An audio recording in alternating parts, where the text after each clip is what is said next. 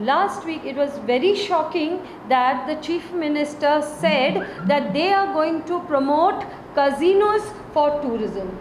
AAAG strongly condemns this decision and will oppose it tooth and nail to promote gambling for tourism. Gambling is not nationalism to promote it.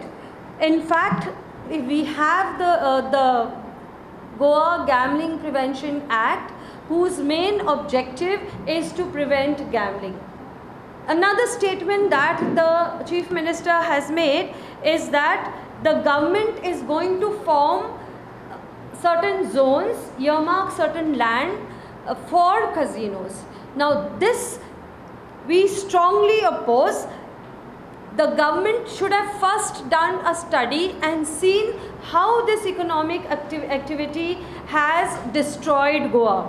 The Goa Gambling Act prevents advertisements of gambling, but casino ads are allowed by the government, and government goes on making legislation after legislation to support the casinos. But today we got a website where they are saying how the girls are available in Goa. It is called Hook Travels, and they are openly saying how you can do gaming, how you can get girls, where you can get local girls, where you can get tourist girls, which are the places like where you have these parties, where you have certain places.